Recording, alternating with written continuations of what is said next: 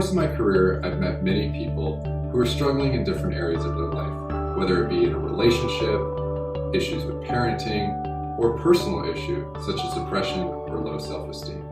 Many people don't have the financial resources or time to devote to going to therapy on a regular basis. In hopes to meet the needs of those people, I created this podcast, Top 5 with Chris Taylor, where you learn the top 5 things that you can do right now to change that difficult situation in your life. Okay, on today's episode of Top 5 with Chris Taylor, we're going to focus on behavior in toddlers. Scary thought, right? A behavior in a toddler. We all know the situation. Either we've been a parent on one end or we've seen it play out on the other. We're in a store, maybe a candy bar aisle, and you see that kid throws himself down on the ground, sort of starts tantruming. Those of you that are parents have experienced it in their home. The child wants to go outside, play on the swings, you set the limit, and sort of, what sort of comes after that. Screaming, yelling, defiance, sometimes there's punching, sometimes there's biting, pinching, all these different things that obviously we want to avoid in our kids. We don't want to reinforce those behaviors. But as a parent, when you're just exhausted and it's been a long day and your child does that, it's really hard to manage that. So we're going to talk about the top 5 things you can do to help manage behaviors in toddlers. Okay, so let's go ahead and jump in. Number 1, know the function. So you say, what is the function? What do you mean know the function, right? Well, to every behavior, there's a function. Now, I think we all know sort of the basic things like, somebody wants attention, so they're going to act out to get attention, right? But sometimes there's avoidance behaviors, right? I'm going to do this so that I can avoid something. Along the lines of attention, there's connection and belonging, right? There's a need to know that you're safe. There's other things that are tangible or sensory. So we want to know all of those different functions and which ones are presenting themselves and how that behavior is trying to sort of meet that need. So the idea of the function is that we're getting to a point where we understand the need of the behavior. And if we understand what the need is that they're trying to meet, then we can meet it in a more creative way. And if we can meet it in a more creative way, then they don't need to use the same behavior to reach the same ends. So that's really important. So I want you to understand the function of the behavior and look at it through, like I said, escape, avoidance, connection and belonging, to get something tangible and to get something sensory. And as you look at how your child sort of expresses their behavior, you'll see those things play out really clearly, and you'll be able to give them what they want in a different way so that they don't have to act out to get it. So number 2, use redirection and distraction. Okay, sounds simple, right? Redirection, distraction. Don't do that, do this. Hey, look at this shiny object, don't look at that over there.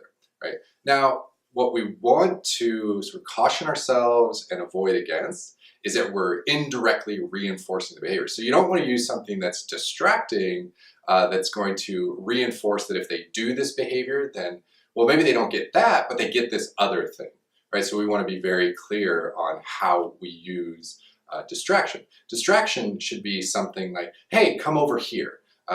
Don't do that, leave that, come play over here. Maybe you want to have them play with you with blocks when they're trying to go outside. So you say, okay, come over here, let's play with blocks. Now they don't know initially that they want to do that, but you can start training them that if they listen to you, that there's like an inherent reward in that.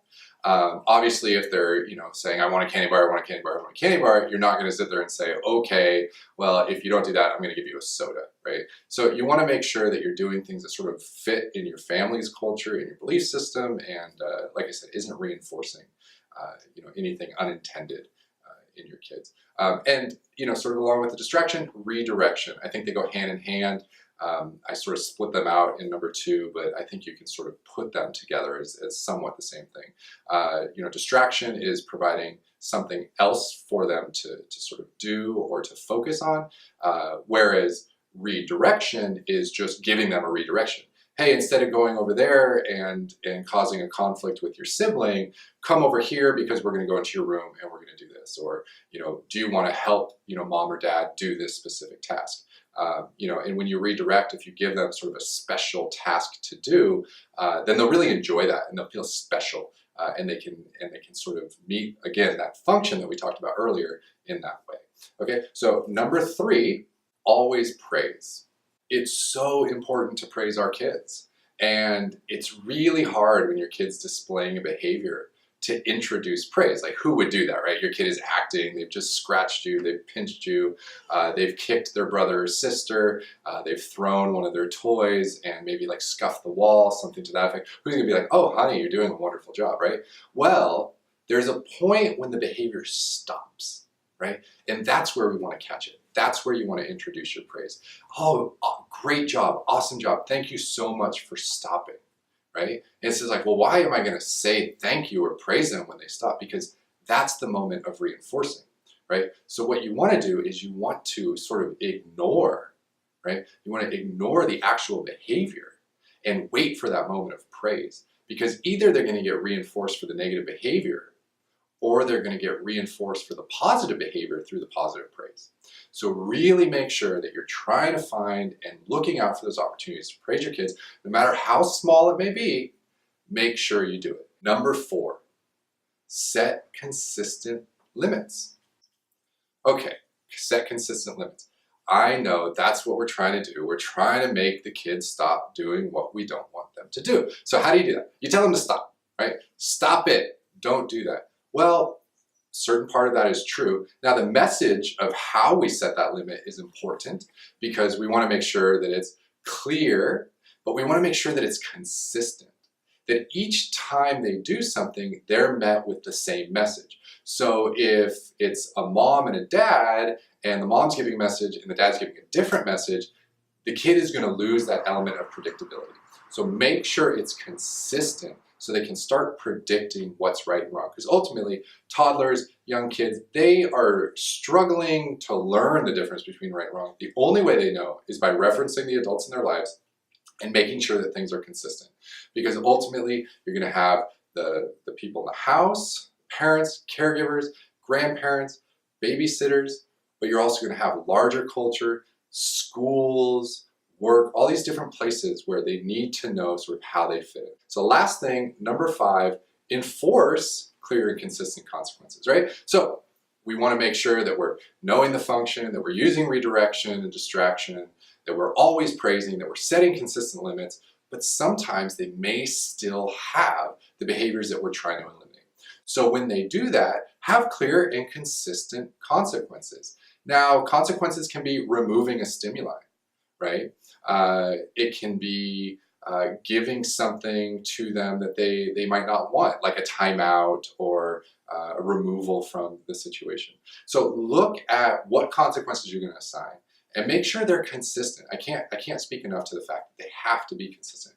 Without consistency, we lose predictability.